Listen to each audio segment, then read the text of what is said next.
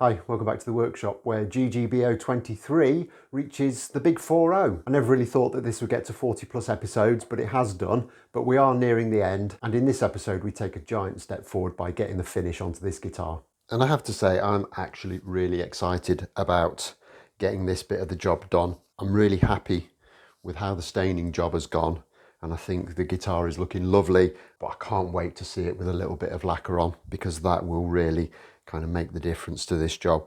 Now, this has been a really complex build at pretty much every level, right from the materials used to the electronics. Everything has been complicated. The finishing though, now that we've got the staining done, is going to be quite straightforward. Now, I said in a previous episode that I was going to do the back and the sides of the guitar in a satin finish. I've had to think about that and I've changed my mind. That would have complicated things and it would have made the finishing process a bit longer than necessary. I've got an awful lot going on at the moment, so I could do with a little bit more simplicity. So I've decided I'm going to do the whole thing in gloss lacquer, which means I can just spray it in one go and be done with it, and then we can move on to getting this thing finished off. However, what I will do is I won't bother polishing up the back and the sides. I'll just give them a rub down with something that will give them a satin finish. So it will probably look pretty much the same as we intended, but there'll be less work involved, because that's going to save me from the necessity of masking everything off multiple times. And I'm a little bit dubious about masking this stain job off. The last thing I want to do is affect the look of it when I pull the masking tape off. So that's the main reason I'm just going to do the whole thing in one type of lacquer. But it does leave me a couple of jobs that I need to do. Firstly, I need to put a hook into the strap buttonhole on the heel of the guitar, just so we've got something to kind of hang this up on. So that simply just screws in to there. And the only other job we really need to do is to mask off the whole of the fretboard. And to take this off, I'm going to use some of this fine line masking tape. This is like a vinyl tape. It's great for this kind of job.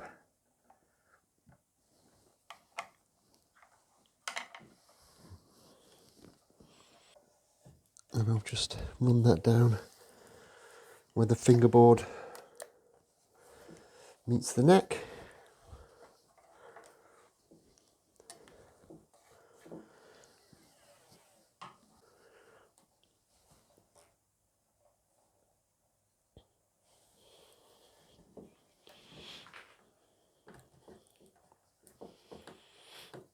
And with that line established, I can then just kind of tape it all in place with regular blue tape,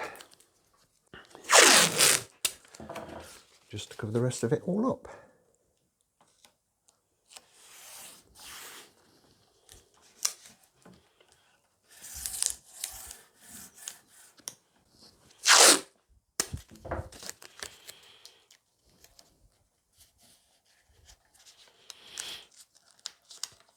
Now, I could just use the regular tape for all of this, but the vinyl tape just gives a nice clean edge that makes it a lot easier to blend everything together once the spraying's done.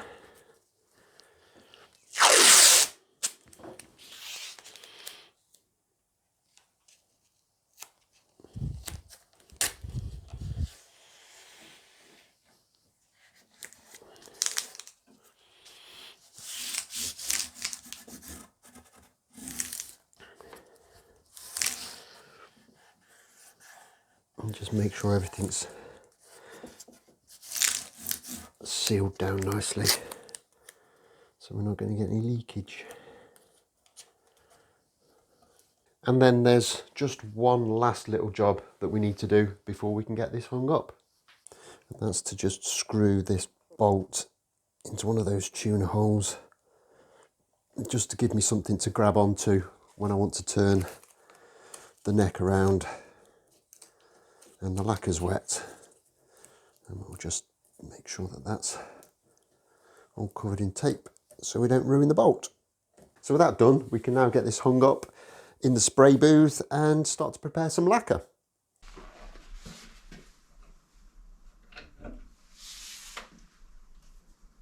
And as I said, this is going to be quite straightforward. It's just some Dartford's clear gloss nitrocellulose lacquer. I've got some anti-bloom thinners. We're in February, but it is actually unseasonably warm at the moment here, so I'm hoping that the anti-bloom thinners won't absolutely be necessary, but I'm using it anyway. Normally at this time of the year I'd have to put the heater on in the workshop, but I think I'm going to be okay this time round. Worst case scenario, if it's not working for me, I can bang the heater on and just get the place up to a little bit of a better temperature. With the price of electricity these days though, I don't really like to. And all I'm going to do in the first instance is I'm going to start with quite a thick mix of lacquer.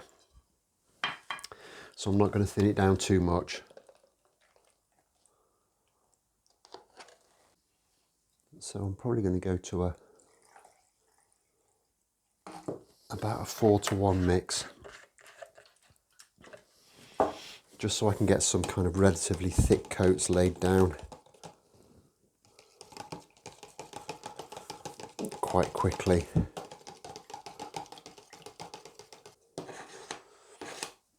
Start to build that film of finish up, and then we can thin this right down for the final coats, so it'll kind of lay down a bit flatter, a bit smoother, and give us something we won't have to work quite so hard at polishing up.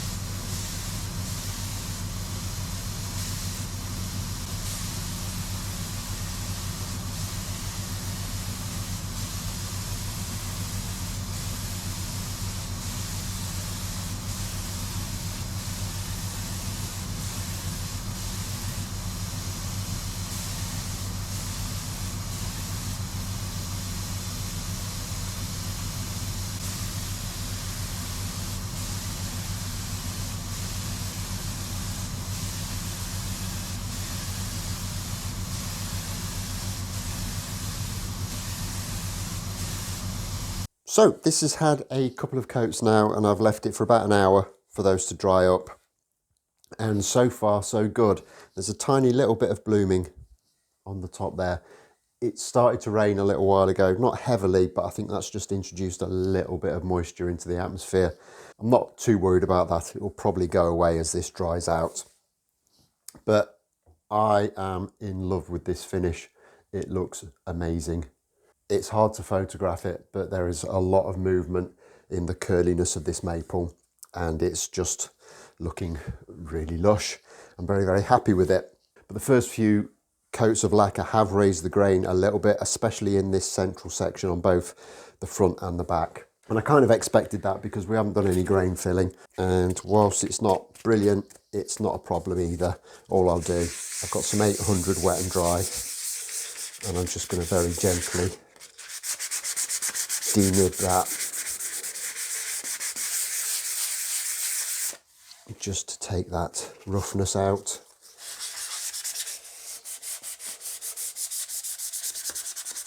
And I'll do that over the front and the back, and that will just get it ready for its next coats of lacquer.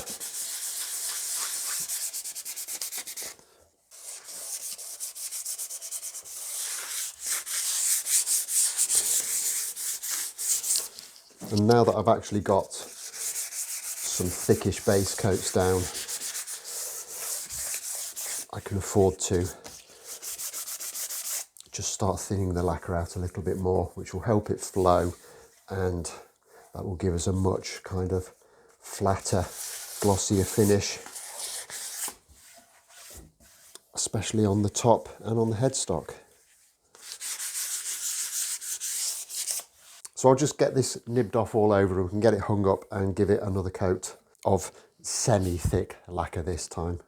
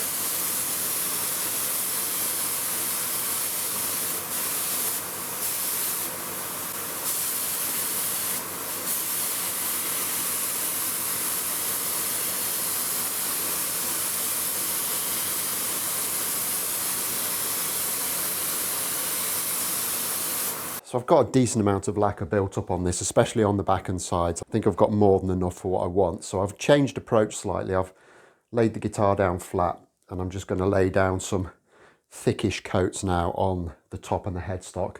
I've thinned the lacquer down just a little bit more again, and that will make it hopefully flow out a lot better and leave me less sanding and polishing to do. So I'm just going to crack on now, get a few more coats on this, and we can pretty much call this phase done.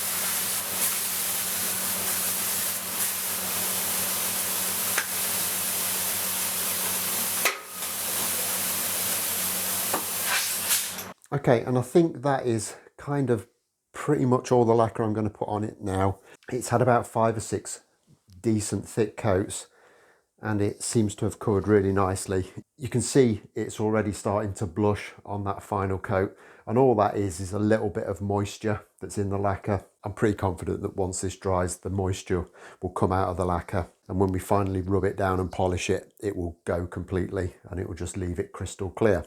It's happened to me in the past and I've always managed to get around it, so I'm not unduly concerned. It just looks a little bit horrible at the moment. So I'm done for the time being, so I'm just going to take all this masking off the fretboard.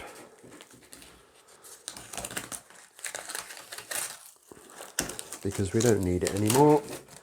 And I want to get it off before everything dries too much. And now the lacquer's on and I can see the fretboard again, I love it even more. I think it looks absolutely amazing, and it'll look even better once it's polished up and that blushing's gone. So I'm going to hang this up now and leave it in the shed overnight just to dry up properly, and then we'll come back in the morning and see what it looks like then. Okay, so it's the next afternoon. I've left this, it's probably about 16 hours since the last coat of lacquer went onto the top, and I have to say I am absolutely blown away with this. I love it. It has gone on beautifully and I think it looks great. As I've said before, it's almost impossible to photograph, but the amount of movement in the figure in this wood is amazing. I am chuffed to bits with it. Most of the blushing has gone. There's a little bit in places, kind of here and here and through this bit. What I'll probably do is I'll leave this for a day or so to harden up, and then I will give it a very light rough over with some, say, 600 wet and dry paper. And what that will do is just open up that surface and allow the solvents to come out of it a lot quicker, and hopefully that will allow that moisture that's causing the blushing to come out as well. So I'm not worried about that. It's already much, much better than it was, but still not quite there. But overall, I think this has come out very nicely, and I think it kind of vindicates my decision to stain this top, which I know a few people were kind of a little bit dubious about. The back, I think looks nice as well. It's quite subtle what I've done there.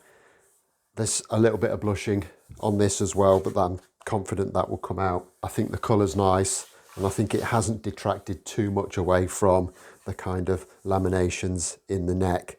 I haven't tried to get these out yet. Oh, there you go. I was pretty confident that the lacquer wouldn't glue these in, and that's proven to be the case. I think it's important that I did spray these in situ, because it just means that you get an even coverage of lacquer so that they will blend in properly. So that's all good as well. So obviously I need to leave this to dry up for a few days before I can even attempt to polish it. But looking at it, it has gone on quite flat, so there won't be a huge amount of rubbing to do, but I can't do it just yet. So while I wait for that to happen, I'm going to start to get the frets ready, because they've not been touched yet and they'll need leveling, crowning and polishing, etc. But that's going to be for the next episode. I'm going to leave this one here. So as always, don't forget to hit that like button if you've enjoyed this, subscribe if you haven't already done so, and I'll look forward to seeing you next time.